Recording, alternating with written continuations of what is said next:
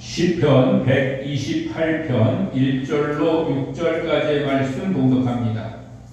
여호와를 경외하며 그의 길을 걷는 자마다 복이 있도다.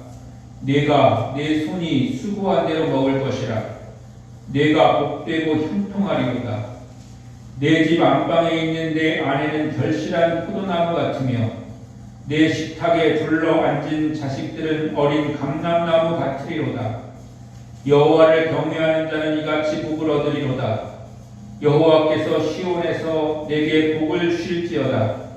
너는 평생에 예루살렘의 번영을 보며 네 자식의 자식을 볼지어다. 이스라엘에게 평강이 있을지어다. 아멘. 할렐루야. 5월달이 되고 또 우리가 여러 가지 행사들도 맞이하게 되는데 작년에 비해서 굉장히 날씨가 추운 것 같아요.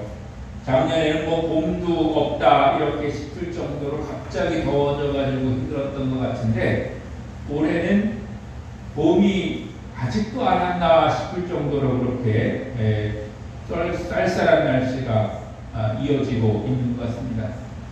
물론 뭐 다 쌀쌀한 건 아니고 한낮에 햇빛에 나가서 돌아다니면은 굉장히 뜨겁고 덥고 또 그늘에 와 있으면 또 썰렁하고 춥고 그런데 아시다시피 교회는 뭐 굉장히 그늘지고 이 안에가 워낙 또 그렇게 서늘한 그런 기운이 있어가지고 저도 평상시에 교회에 와 있거나 목양실에 와 있으면은 정말로 어떤 때는 화날 정도로 추워가지고 그렇다고 해서 뭐 또 난방을 하기도 애매하고 그래가지고 그렇게 하고 있습니다. 그래서 교회 올 때는 겨울옷 입고 오면 좋겠다 싶긴 한데 그렇다고 또 겨울옷 입고 와 있다가 어디 나갈 때 또 옷을 갈아입고 나갈 수가 없잖아요. 한 번에 왔다 갔다 하는 건데 그래가지고 굉장히 애매한 그런 상황에 와 있고 그렇습니다. 그래서 이제 여러분과 함께 또 가정의 달도 지나면서 한번 야외에서 식사도 하고 이런 계획들이 여성교에서 있는 것으로 알고 있습니다만은 뭐 지금 날씨 같아서는 밥 먹기 너무 춥고 힘들 것 같고요. 5월 말이나 6월 초는 돼야 어떻게 그때 날씨 봐서 결정을 해야 되지 않을까 이런 생각을 해보면서 이제 지나가고 있습니다. 오늘 우리가 가정의 주일로 이렇게 함께 지키고 있습니다. 가정에는 뭐 부모도 있고 자녀도 있고 또 부부도 있고 또 여러 또 가지 관계로 혈연이나 이런 관계로 이렇게 같이 함께하는 그런 사람들이 있기 마련입니다. 그리고 그 가정이라고 하는 것은 그래서 대부분 어떤 벽이나 선이 존재하지 않는다고 여겨지기가 쉽습니다. 경제적으로도 사실은 어떤 이 돈, 내 돈 이런 구별이 없고 또 어떤 일에 있어서도 니일이냐 내일이냐 이런 구분이 없는 것이 사실이죠. 그래서 일반적으로 생각할 때 가정은 한 가지 그런 것으로 이렇게 생각을 하게 되고 그래서 돈이 없으면 가치 없는 거고 기쁜 일이 있으면 같이 기쁜 거고 슬픈 일이 있으면 같이 슬픈 거고 어려운 일이 있으면 같이 어려운 거고 이렇게 생각을 하게 되는 것이죠. 일반적으로 교회를 다니든 안 다니든 또 어떤 그런 삶을 살고 있든 일반적인 가정에서 바라는 것들은 아마 거의 비슷할 것입니다.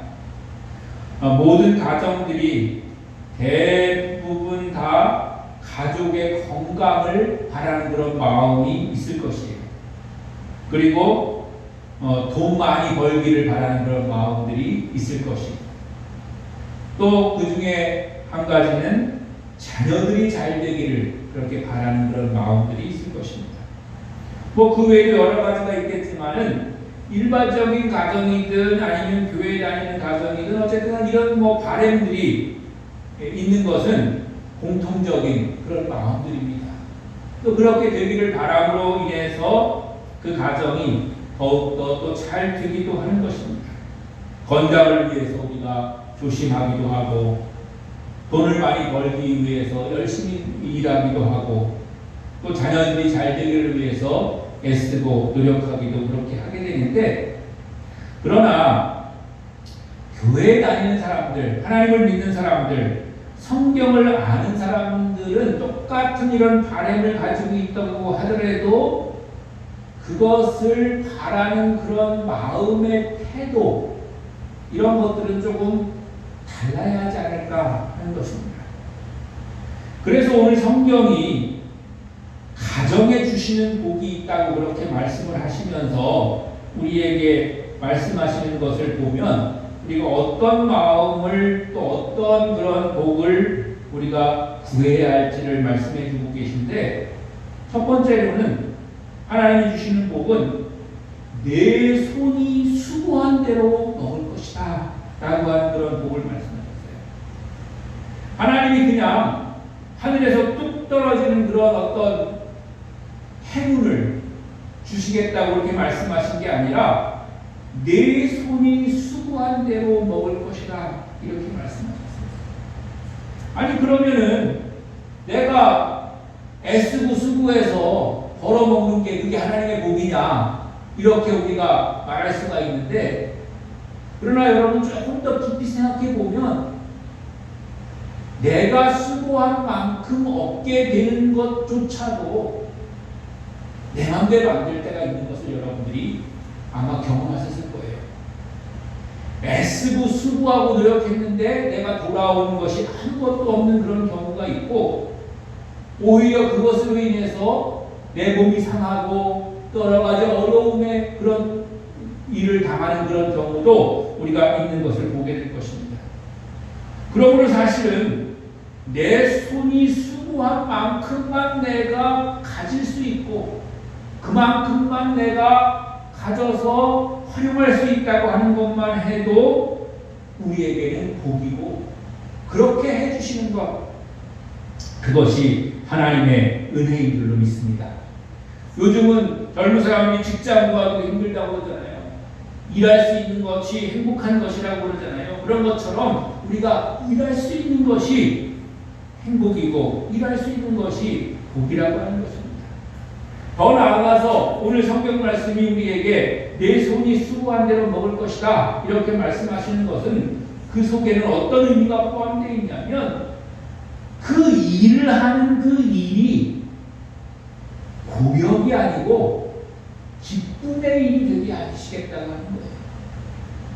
여러분 일할 때 어떤 때는 기쁨으로 일할 때가 있고요, 어떤 때는 억지로 마지못해 힘들게 그렇게 일할 때가 있는 거예요. 그런데 똑같은 일을 해도 어떤 마음가짐과 어떠한 그런 환경 속에서 일하느냐에 따라서 그 사람의 일은 전혀 다른 것입니다.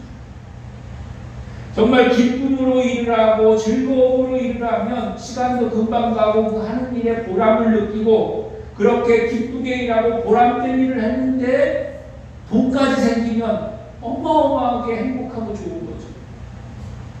그런데 일이 힘들고 어렵게 느껴지고 이거 왜 해야 되나 이렇게 생각이 되어지고, 그렇게 된다면 혹시 거기에 대한 보상을 받는다고 하더라도 그게 작게 느껴지고, 이거 보려고 내가 이렇게 고생했나 힘들었나 이런 불평이 생기고 그렇게 되는 것입니다.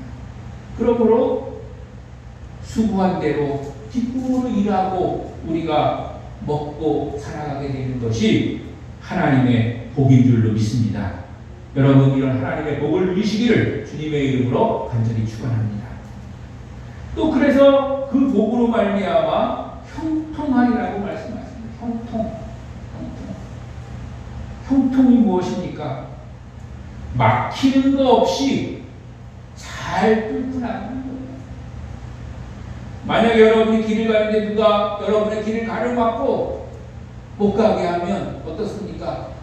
불편하고 힘들고 짜증나고 그렇습니다.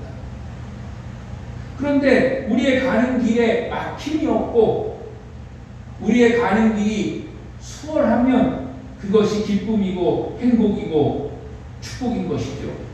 하나님이 우리의 길을 형통하게 하신다는 거예요. 막힘이 없게 하신다는 거예요. 가는 길을 그대로 갈 수 있도록 해주신다고 하는 거예요. 이것도 우리가 다시 생각해보면, 그럼 우리가 가는 길이 뭐 그렇게 내가 걸어가는 거지 그게 하나님의 복이냐 이렇게 생각할 수도 있지만, 그러나 우리가 가는 길에는 정말 수없이 많은 장애물이 있을 수가 있고 수없이 많은 위험과 수렁과 또한 실족할 수 있는 그런 것들이 많이 생길 수가 있는 것입니다. 멀쩡한 길을 가다가도 우리가 위험한 일을 당할 수가 있는 것입니다. 그러므로 형통한 길을 우리에게 주신다고 하는 것은 하나님의 복인 줄로 믿습니다. 또 재미있는 표현 두 가지가 나오는데요. 아내는 결실한 포도나무 같고 자식들은 어린 감람나무 같다, 이런 표현이 나옵니다. 물론 요즘의 그런 생각과 요즘의 그런 사람들의 사상과는 조금 다를 수가 있는데 그 의미를 우리가 잘 파악을 해야 됩니다. 아내는 결실한 포도나무 같다, 이 말은 그 아내가 가정을 잘 돌본다는 그런 말입니다. 왜냐하면 이때 당시에는 아내는 가정을 돌보는 그런 일들을 주로 했고 남편은 밖의 일들을 주로 했죠. 물론 요즘은 아내나 남편이나 바깥 일을 하고 또 같이 집안일도 하고 가정을 또 돌보고 자녀를 잘 양육하고 이런 하는 일들을 같이 합니다. 그러니까 여기서 아내가 결실한 포도나무 같다라고 했을 때 그 의미는 아내만에게 해당되는 것이 아니라 부모에게 해당되는 그런 말이라고 우리가 이해를 해야 될 것입니다. 특별히 포도나무의 그런 예를 들은 것은, 이 포도나무는 여러분들이 잘 보시고 아시겠지만은 나무 자체로서는 그렇게 큰 가치가 없다는 겁니다. 포도나무를 가지고 여러분 뭘 만들었다거나 아니면 그 목재를 사용해서 뭘 했다거나 그런 경우는 거의 없습니다. 포도나무는 만약에 나무만을 따진다고 하면 불을 뗄 때 화목으로나 쓸 수 있지 그 나무 자체에 그런 가치는 없습니다. 그러나 포도나무가 가치가 있을 때는 언젠가 하면 열매가 맺었을 때입니다. 포도송이가 주렁주렁 열렸을 때 거기에 포도나무에 가치가 생기는 것입니다. 그러므로 아내나 남편이나 가정에서 그냥 존재하는 것이 아니라 열매 맺는 그런 모습으로 존재할 때 그것이 바로 그 열매가 하나님의 축복인 것입니다.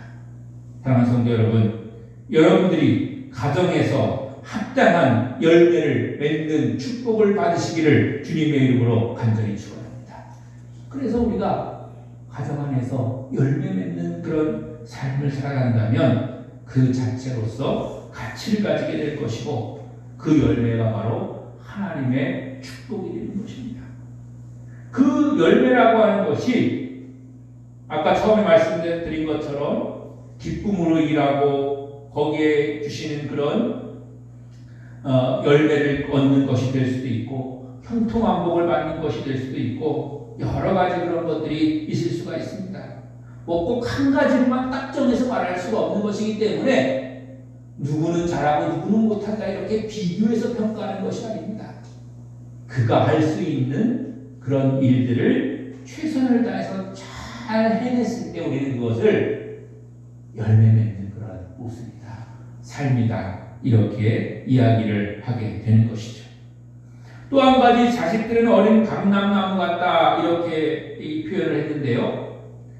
감람나무는 나무 중에서 가장 좋은 나무 중에서는 왕 같은 나무라고 그렇게 표현합니다.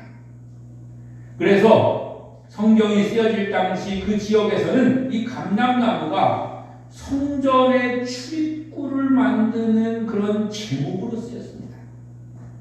그리고 감람나무는 그 나무든 열매든 그 무엇도 하나 버릴 것이 없는 모든 것이 다 쓰임받는 그런 나무입니다. 그 열매로는 기름을 짜게 되고 그냥 먹을 수도 있고 그런 아주 귀하게 쓰이는 나무가 이 감람나무인데 어린 자녀들이 햇순들처럼 밥상 둘레에 옹기종기 모여 앉아있는 것은 바로 그 가정의 화목과 기쁨을 나타내는 것이고 그 자녀들이 점점점 자라나는 것을 우리가 볼 때에 원래도 귀한 나무인데 그것이 점점점 다 자라나가지고 아주 귀하게 유용하게 사용된다고 하는 것은 바로 하나님의 복이라는 것입니다. 가정이 가장 좋은 그리고 추구하는 것은 무엇인가 하면 화목한 것입니다. 화목한 가정의 모든 일들이 잘 되어나갈 수가 있는 것이죠. 그러므로 이와 같은 복을 받는 그런 가정이 하나님의 복을 받는 가정이다. 이렇게 말씀하시고 계신 줄로 믿습니다. 일반 사람들과 같이 우리가 건강도 구하고 돈도 구하고 자녀들이 그냥 잘 되는 것도 구하지만 그렇게 되기 위한 그런 과정들 속에서 하나님은 우리에게 어떻게 마음 먹으라고 말씀하시는지 어떻게 우리가 행하라고 말씀하시는지 어떤 복을 귀하게 여기라고 말씀하시는지를 다시 한번 깨닫고 그 깨달음 가운데서 하나님의 복을 받아 누리실 뿐만 아니라 그 복에 감사하고 살아가시는 여러분들 되시기를 다시 한번 간절히 축원합니다. 그럼 이런 복을 받기 위해서는 어떻게 해야 되냐 했을 때 오늘 성경은 우리에게 이런 복을 받는 사람의 첫 번째 조건은 하나님을 경외하는 것이다. 이렇게 말씀하십니다. 하나님을 경외해라. 이 경외라고 하는 그런 말은 주권자이신 하나님의 권위와 거룩함에 대해서 우리 즉 피조물인 인간이 공경하는 마음에서 갖게 되는 두려움을 의미하는 것입니다. 하나님을 두려워할 줄 알아야 된다는 거예요.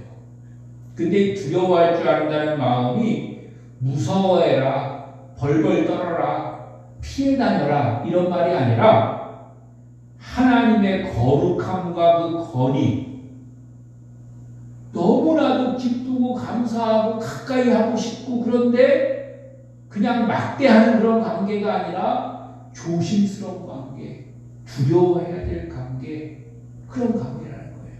왜냐하면 하나님이 우리의 주인이시고 하나님이 우리에게 복을 주실 분이기 때문에 우리가 그것을 존중해야 된다, 존경해야 된다는 거예요. 그런 의미를 가지고 있는 거예요. 그래서 하나님에 대한 경외는 공포와 같은 그런 두려움이 아닙니다. 공포, 피해 다니고 멀리하고 그런 두려움이 아니고 존중하고 가까이 하고 그럼에도 불구하고 함부로 할 수 없는 그런 관계라고 하는 거예요. 그런 관계를 하나님과 가지라고 하는 것인데 이런 하나님에 대한 경외는 어떤 때 생기냐면 율법을 들을 때, 즉 하나님의 말씀을 들을 때 생깁니다.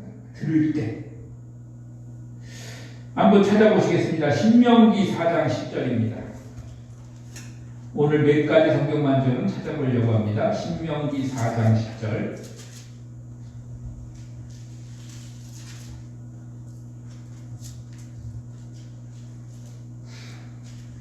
예, 찾으신 분들은 보시고 미처 못 찾으신 분들은 잘 들으시기 바랍니다.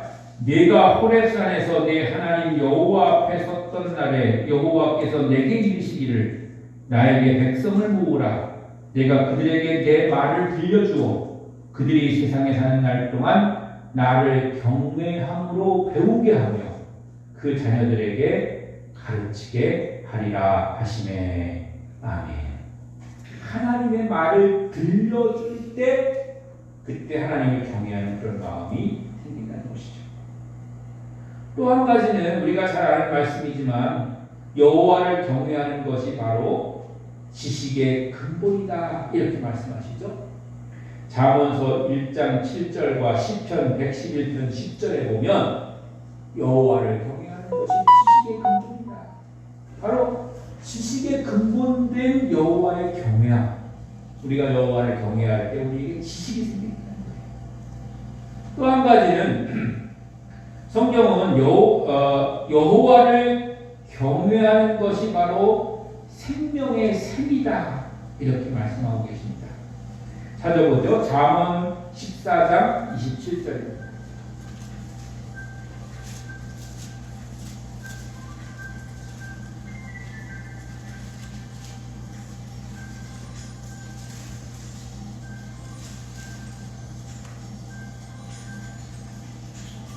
잠언 14장 27절 읽겠습니다. 여호와를 경외하는 것은 생명의 샘이니 사망의 그물에서 벗어나게 하느니라. 아멘. 여호와를 경외하는 것이 바로 생명의 샘이. 그래서 우리가 사망을 이길 수 있다고 그렇게 말씀하고 있습니다. 또 한 가지 여호와를 경외함이 사람의 보배가 된다고 말씀하십니다. 요거까지만 찾아봅니다. 이사야 33장 6절.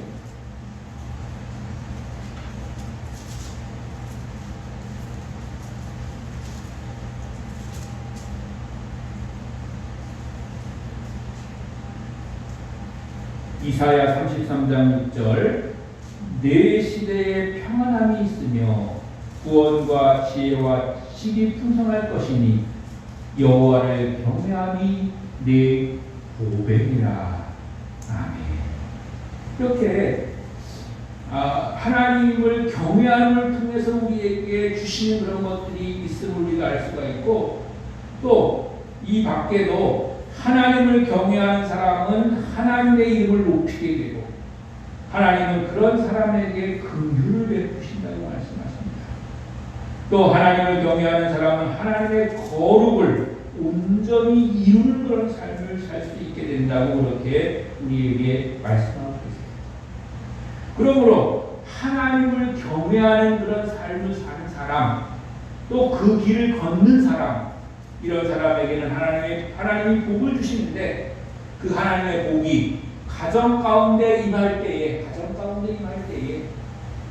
부모들은 부모의 역할을 잘하게 되고, 자녀들은 자녀의 역할을 잘하게 되고, 가족 모두가 자기에게 맡겨진 그런 삶의 터전에서 기쁨으로, 즐거움으로, 또 안전하게 그렇게 인하여 그 수고한 열매와 결실을 맺게 되고, 그렇게 함으로 말미암아서 가정은 화목하게 되고, 그 화목함을 통해서 하나님의 은혜가 임하게 되고 하나님의 영광이 그 가운데 나타나게 되리라고 하나님이 우리에게 약속해 주신 줄로 믿습니다.